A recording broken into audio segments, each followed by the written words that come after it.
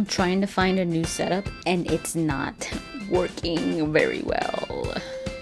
What's up, guys? It feels so weird standing up. Oh my god. You know what? Down. But then you don't see all that cool stuff up there. All my cool stuff up there. This is a dilemma. My hair is not cooperating. It's like so wild today. Oh my god. I'm a nervous breakdown. A microphone. Remember The Simpsons sex on my phone. Sex on my phone. This stuff tastes like lipstick. I look like Mufasa. The freaking light is in the camera, really? It's in the shot. Oh my freaking god, that's so amateur. What's up, guys? I finally beat Jaws of Hakkon. This is gonna be somewhat of a review, somewhat of a thought, somewhat of a that type of video.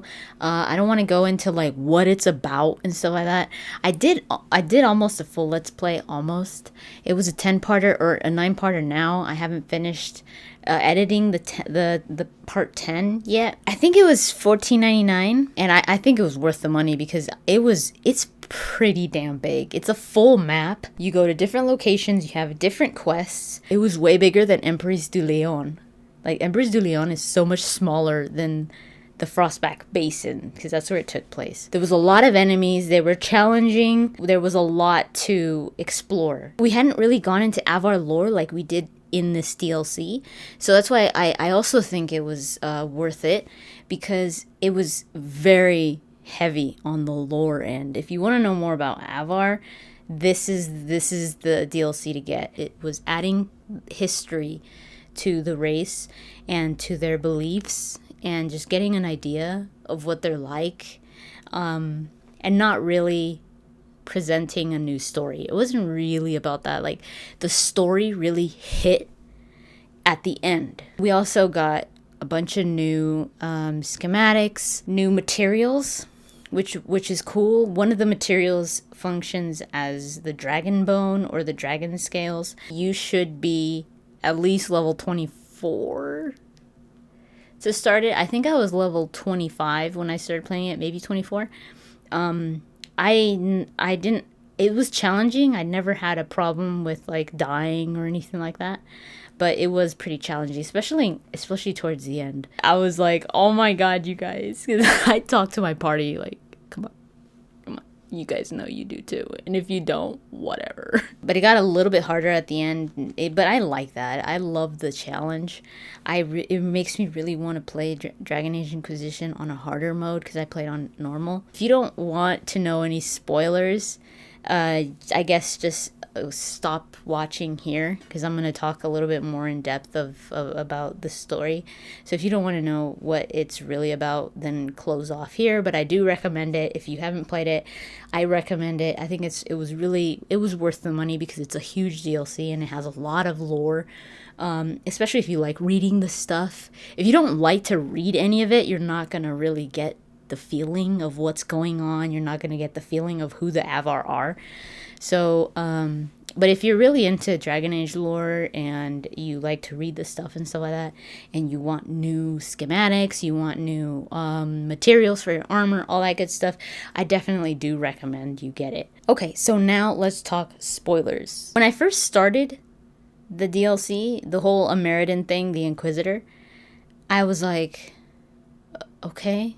You know, I thought it was pretty cool that we were going to look into the history of another Inquisitor, but I don't know, I was like, I wasn't too into it until later.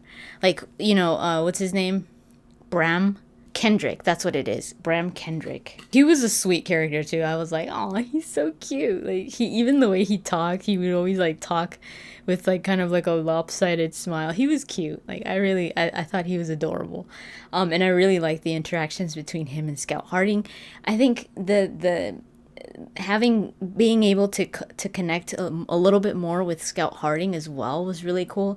And then we found this letter from her mother, which was absolutely adorable. Those little things also made it more enjoyable for me, especially early on. Because like I said, the real story when it came to why you were there, because you were there for so long, especially if you wanted to do everything, that you kind of forgot about what was going on with the Meriden. And you really focused on the little things that you were doing, like looking for, what did he call it, that creature that was like this big craggy, or what was it? I forgot what it was. That made me laugh so much. I really liked that. But just the little things made the DLC fun for me, and not just like, like a chore having to explore this whole area just to get to the real juicy story parts. So towards the end, when you finally find out what's going on or what happened with the Ameridan and you actually talk to him, I was like, and he's an elf. Like, my character is an elf. And I thought it was really cool. I really liked that. I was like, yes.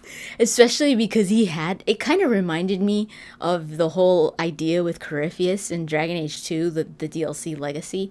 It kind of reminded me of that, because it was like he was frozen in time for 800 years or something like that.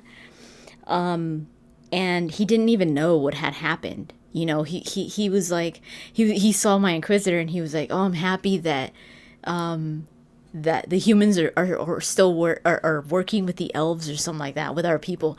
And my Inquisitor said they're not actually, the humans pretty much destroyed the Dales. He was like, what? Dracon, what's he, like the Emperor? Or the whatchamacallit? Emperor Dracon, I think, from the Tevinter Imperium, was like a really good friend of of Ameridan. So he was really surprised that things went down the way they did. He actually wanted to help the humans with the blight, with the second blight. But the dragon that had been released by the freaking Avar, which had the spirit of Hakkon, their god, pretty much killed them, and they weren't able to help the humans with the blight. And this was all lost in time, and nobody knew this history. Bad things happen because there's misinterpretations, misunderstandings, misinformation. So I really liked that, like an added piece of history that you never knew, that kind of like changed everything, changed your perspective, changed the context of things. I really liked that part where you could see Ameridan at the top of the little rock, and he's like kneeling down, and his essence is like containing the dragon or whatever it was, and the jaws of Hakkon are like around you, and you had to fight. This is this big freaking fight, and then it was like really cold because they would like you had these fire pits that you had to stand by so that you could keep warm, but then these damn Hakkonites would freeze them, and then you'd start freezing, and you're losing health not only from them hitting you but also from the cold, and you're like, oh my god. Another really cool thing was that you got a new ability that goes under the tree of the anchor. It's pretty much a shield, like this bubble. It says it's like energy from the fade or something like that protects you, and you could upgrade it or level it up twice, which I really like. But I kind of wish the bubble would follow you wherever you went, because I'm an archer and I like to be moving around. I don't like to just stay in one place. I mean, I can, but I like to be moving around, trying to get different enemies and stuff. I thought that was cool that they added a new ability, because now we're at the point, a lot of us are at the point where you're just like, I don't even know what to do when I level up, like I level up and I was like, I don't know where to put it. Like, I don't need any of this stuff anymore. There was a few cutscenes in the beginning, a few cutscenes at the end, but that was pretty much it. No more cutscenes during the middle of it. And it was a pretty long DLC, like I said. I started the DLC at about 298 hours. And I ended at 300. I'm going to minus like pause time and all that stuff. I think I took like 5-6 hours. Maybe. That's an estimate, but it wouldn't surprise me if that's what it took me.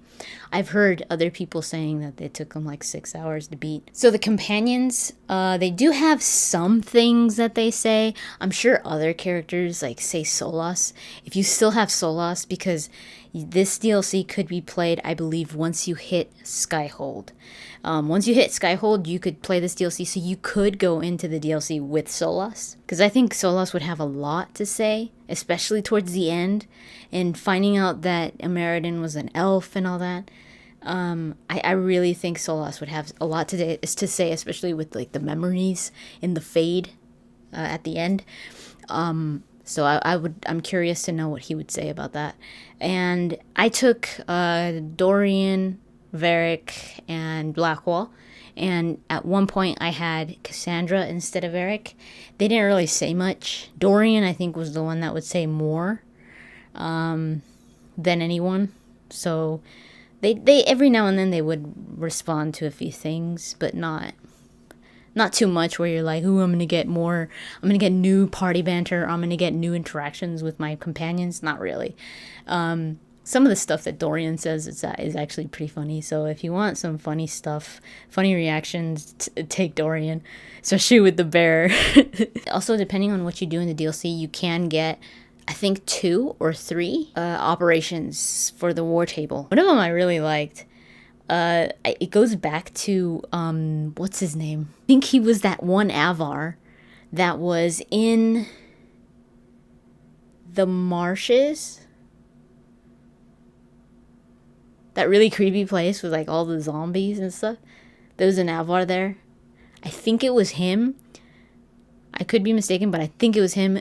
Because I think I recruited him as an agent. Yeah, I did. And I can't remember his name. There's an operation with him and the Avar after you're done, which I thought was really cool. I was like, oh, that's awesome. And there's also one with the bear, depending on what you do with the bear. And I thought it was pretty funny. It's so funny, especially with Cullen. Cullen. Because he's got the fur. The bear thinks he's like a bear, and so he licks him. I mean, you don't see this, but you read it, and I thought that was funny. I liked the DLC. I enjoyed it. There were some downtimes. It wasn't all great. It was slow sometimes, but a lot of the little side quests lightened it up every now and then, which was cool. It was worth it. At least it was for me, or any other fan out there that hasn't played it. Definitely play it, because it does add to the lore, to the history. It introduces some really cool characters. It lets us know who the Avar are, previous Inquisitors, or at least a previous Inquisitor. And it was really cool because it didn't just talk about the Inquisitor, the previous Inquisitor, Ameridan, but it also talked a little bit about his companions.